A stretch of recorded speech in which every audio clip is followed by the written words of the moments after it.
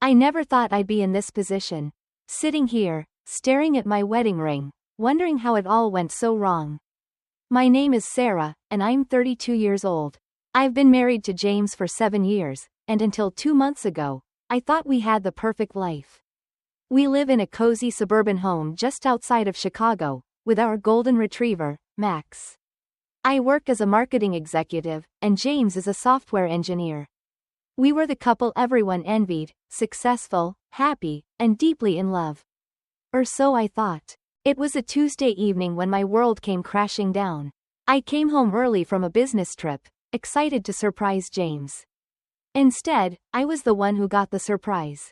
There he was, in our bed, with his colleague, Emma. The image is seared into my brain, haunting me every time I close my eyes. The next few days were a blur of tears, screaming matches, and broken promises. James begged me to stay, swearing it was a one-time mistake and that he loved me more than anything. He pleaded for a chance to make things right, to go to counseling, to rebuild our trust. And like a fool, I agreed. For 2 months, we've been seeing Dr. Anderson, a couples therapist with a reputation for saving even the most damaged relationships. But as I sit here in her office, watching James fidget nervously in his chair, I realize that no amount of therapy can erase what he's done. Sarah, Dr. Anderson says gently, you've been very quiet today. Is there something on your mind? I take a deep breath, steeling myself for what I'm about to say. Yes, actually, I've made a decision. James leans forward, hope flickering in his eyes. I almost feel sorry for him. Almost. I want you to know, James, that I will never sleep with you again, I say, my voice surprisingly steady. Emma can have you. From now on, I'll be sleeping with other men. You won't know when, where, or with whom. If you can't live with that, you're free to divorce me. The silence that follows is deafening. Dr. Anderson's eyes widen slightly, but she maintains her professional composure. James, on the other hand, looks like he's been punched in the gut. Sarah, you can't be serious, he chokes out, tears welling in his eyes. That's not fair. It's not the same thing.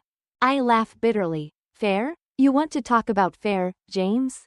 Was it fair when you fucked your colleague in our bed? Was it fair when you lied to my face for weeks? I made a mistake, he cries, reaching for my hand. I pull away as if his touch burns. I'm sorry, I'm so sorry. Please, we can work through this. Don't do this. Dr. Anderson clears her throat. Sarah, while I understand your pain and anger, I have to caution against making rash decisions. Revenge rarely brings the satisfaction we hope for. I turn to her, my eyes blazing. With all due respect, Dr. Anderson, I'm not looking for satisfaction. I'm looking for justice. As soon as we leave the therapist's office, I pull out my phone. James watches me warily as I type furiously, his face pale and drawn. What are you doing? He asks, his voice trembling. I don't answer. Instead, I hit send and watch as his phone buzzes with a notification. He pulls it out, and I see the color drain from his face as he reads the group message I've just sent to all his friends, colleagues, and Emma. Emma, I just want you to know that I am grateful for you for showing me my husband's true colors. He is all yours now. Congratulations for winning such a prize. James looks up at me, horror etched across his features. Sarah, why would you do that? You've just humiliated me in front of everyone I know. I shrug, feeling a twisted sense of satisfaction. Now you know how it feels to have your dirty laundry aired in public. How does it feel, James? He doesn't answer, just stands there looking shell-shocked as I walk away. That night, as I lie in our guest bedroom, I refuse to sleep in our marital bed anymore. I can hear James sobbing in the next room. Part of me wants to go to him, to comfort him like I've done so many times before. But a larger part, the part that's still raw and bleeding from his betrayal, relishes in his pain. I toss and turn, unable to sleep. My phone buzzes incessantly with messages from friends and family who've seen my group chat. Some are supportive, others are shocked, and a few are downright judgmental. I ignore them all. As the night wears on, doubt begins to creep in. Am I taking this too far? Is Dr. Anderson right? Will revenge only leave me feeling empty? I push these thoughts aside, reminding myself of the pain James caused me. The next morning, I wake up to find James sitting at the kitchen table, his eyes red and puffy from a sleepless night. He looks up as I enter, his expression a mixture of fear and hope. "Sarah," he says softly, "can we talk?" I pour myself a cup of coffee, avoiding his gaze. "What's there to talk about?" He takes a deep breath. "I know I hurt you. I know I broke your trust in the worst possible way. But please, don't throw away our marriage like this. I love you. I'll do anything to make this right." For a moment, I feel my resolve wavering.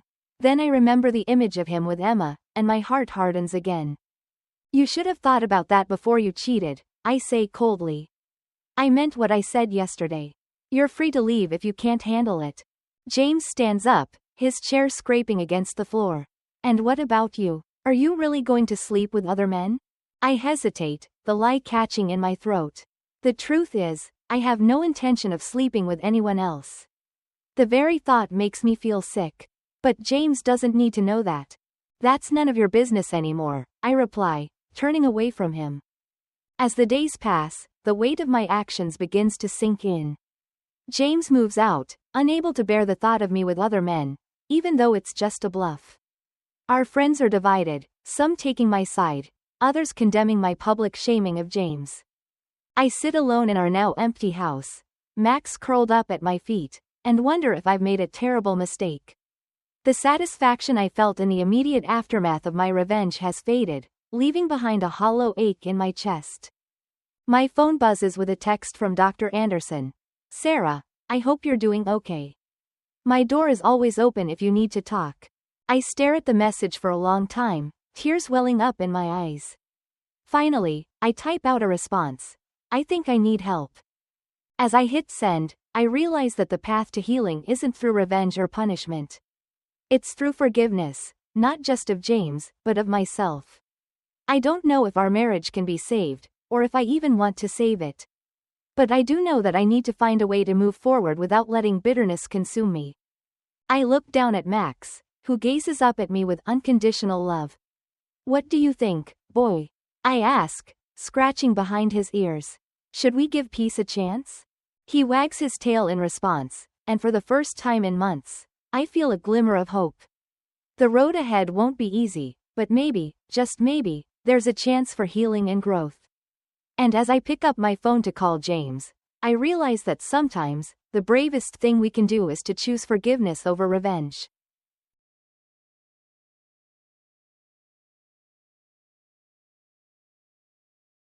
I stared at the ceiling, my mind racing as I tried to process what had just happened.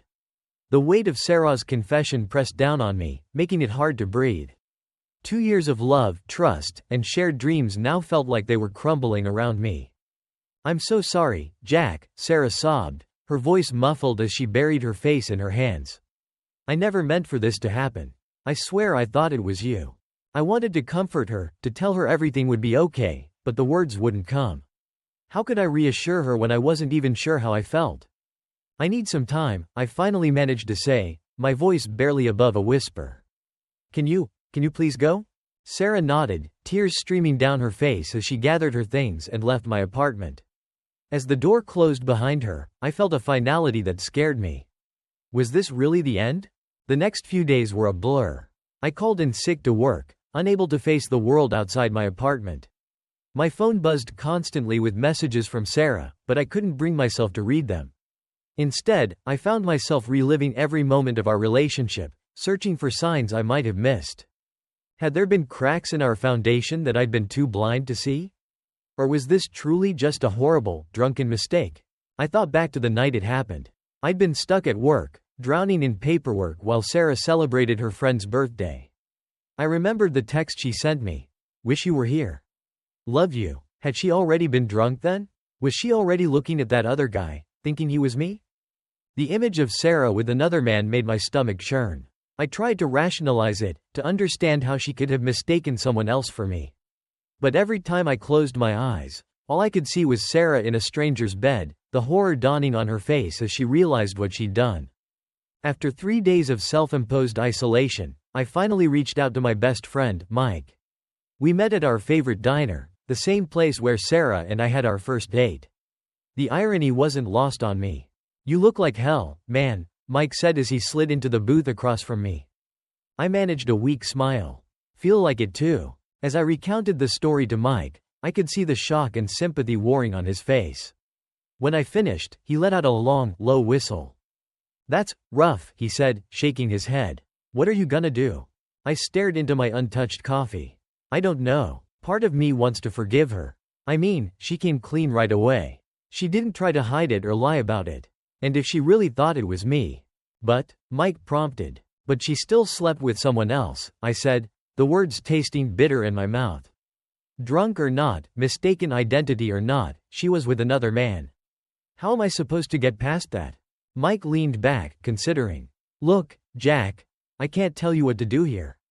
But I can tell you this. Relationships survive infidelity all the time. It's not easy, but it's possible. The question is, do you want to try?" His words stayed with me long after we parted ways. Did I want to try? Could I look at Sarah without seeing her with someone else? Could I trust her again? That night, I finally read Sarah's messages. They were a mix of apologies, explanations, and pleas for forgiveness. The last one, sent just an hour ago, broke my heart. "I understand if you can't forgive me, Jack. What I did was unforgivable, even if it was a mistake. I just want you to know that I love you more than anything in this world. These past 2 years have been the happiest of my life, and I'm so sorry I ruined everything. Whatever you decide, please know that I'll always love you." Tears blurred my vision as I read and reread her words. The pain in my chest was almost unbearable, but beneath it, I felt something else. A flicker of hope, maybe? Or just the desperate desire to believe that our love could survive this?